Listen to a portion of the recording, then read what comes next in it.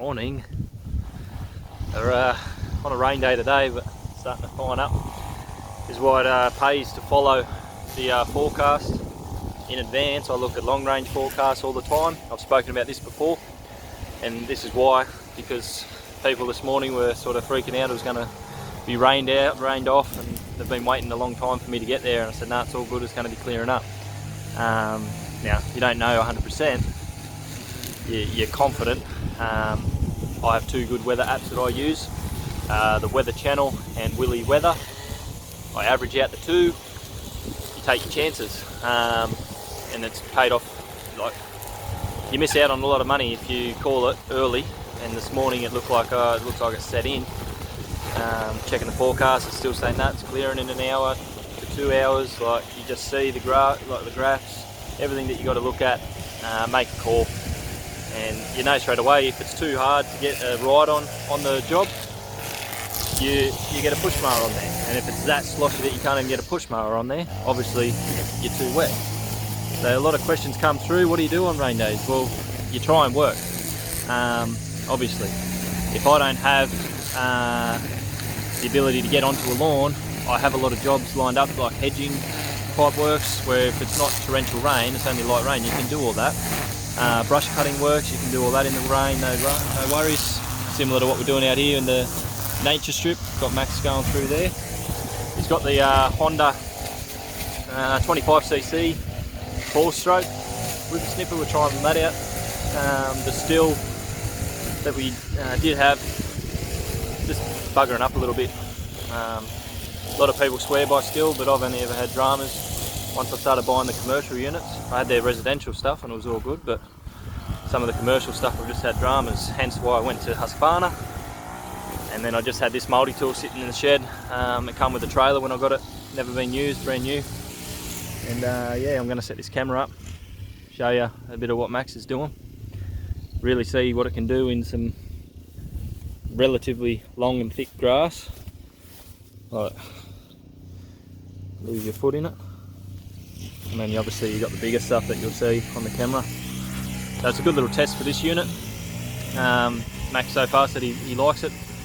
I used it this morning and he could tell as well, it's slightly underpowered compared to the 2-stroke Husqvarna unit I got. But being a 25cc 4-stroke, just the torque levels, they all change. So the low end torque, and it's got that bit of extra oomph behind it. Instead of stalling, it'll just keep going, whereas the 2-strokes, if you're in long stuff, can sometimes stall themselves, you know.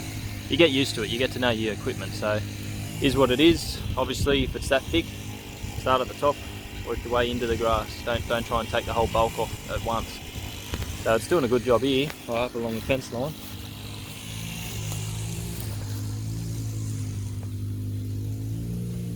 If you can see that amount that's coming off.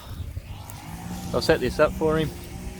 There he goes. I'm going to be in the background doing the lawns, and that'll do. It's really thick back here.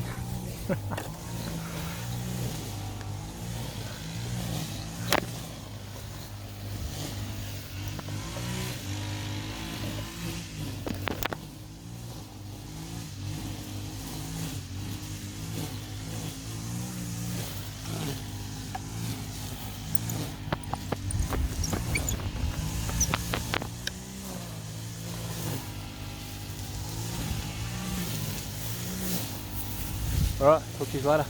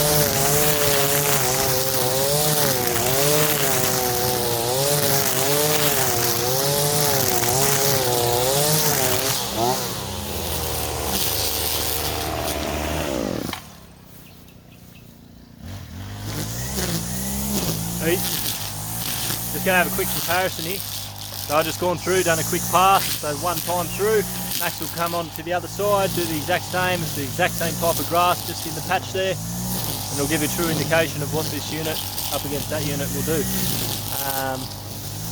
Going alright from the looks.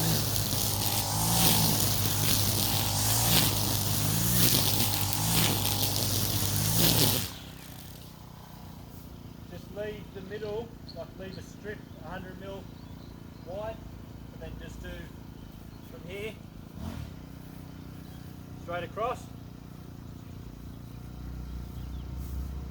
and then just come back over to this side. Yeah, you're done. You just do it once, like walk through once, don't do it twice. Yeah. Just for the purpose of the video, then come here and then tidy up again. Yeah. Thanks, mate.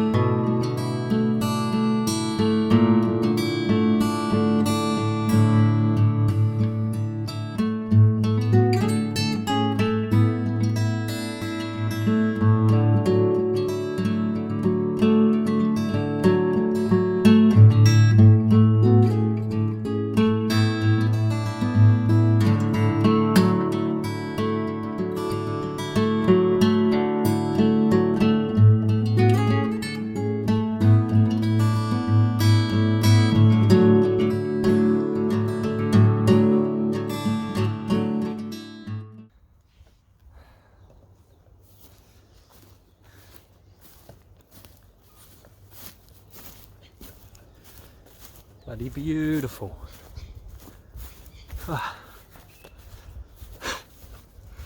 So, you guys will be the judge of that one. I'll have to watch the playback and see which one done the job. Alright. Lawns have come up nice. It's always just a few little twigs. You're going to get that left when you're cutting. This is at 3 inches. So, see the finish we're getting. It's not looking too shabby. Just the colour now. Could do with a bit of a feed and a weed spray. And it'll be laughing for the next 4 to 6 months, depending on the rainfall. It's the way we mulch it all back up, put it back into the soil.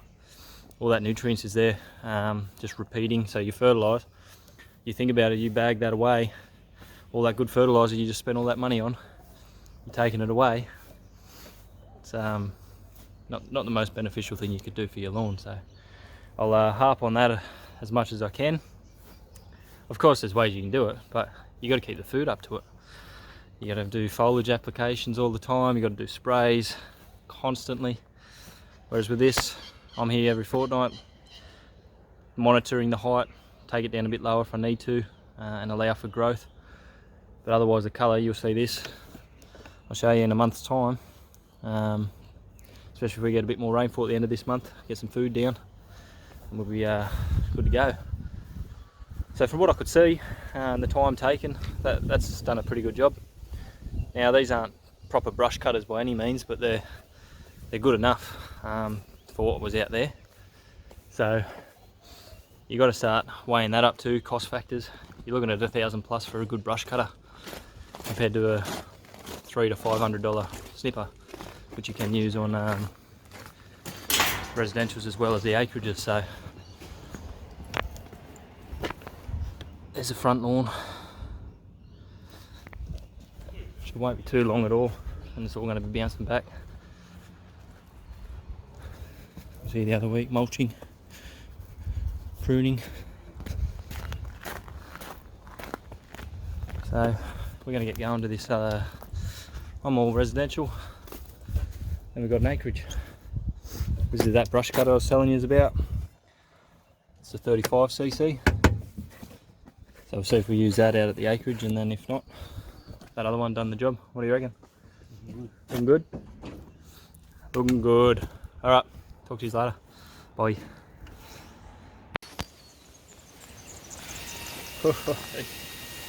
Okay, just quickly, we're on that acreage property I was telling you about.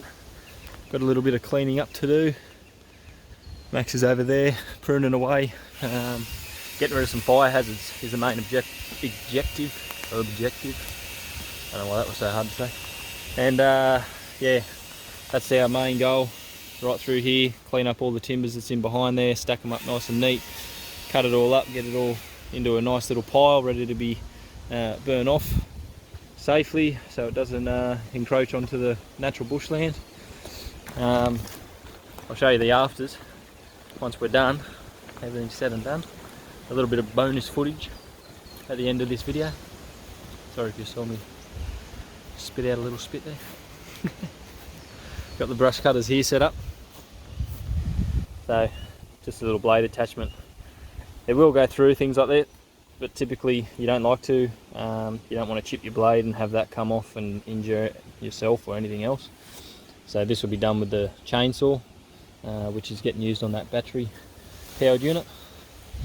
So again, like you can see these, hopefully my shadow's not in there too much, but 35cc, 25, the weight difference, that is so heavy at the end of the day compared to something like that. So residential stuff, that's what you'll go for. If you're doing some commercial brush cutting application type jobs, that baby. The Max is doing a good job here. We've got up and around these tanks, and that'll do us. That'll be, you can see just in the background, some burnt logs. That's what we're trying to avoid come summer. You don't want any of that happening, so behind me you'll see the view. It's a bloody gorgeous property to work at, so you just count your lucky stars when you get jobs like this. Anyway, I'll talk to you once we're finished. It's all looking good. See you later once again. And thanks for watching, eh? Bye.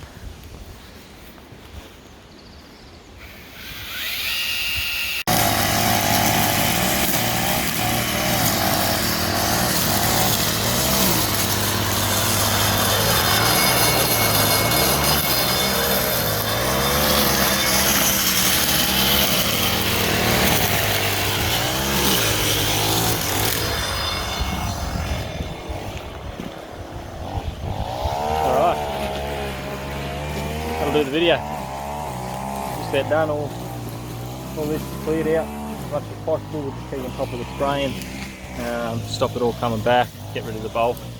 But I just give it all a final blow down. Fix up that pile down there. I'll just sit this down here and show you up this side. But yeah, what a day. We've got Max will come around here with that whipper snipper. Getting amongst here. The brush cutter I was using just gets rid of the real thick stuff. The little suckers that are coming up, little tree suckers. One here we just pull out. That's it. Looking good, guys. It's good feeling when you're on a property like this too, and you've got a view. I speak about it all the time, but it does make a difference. Just a bit of extra motivation. Maybe one day we can afford to get out here. That's our video for today, guys. Sorry if I'm not talking the best. I've got a blocked ear on this side and got the sound in there trying to vibrate some of the wax out.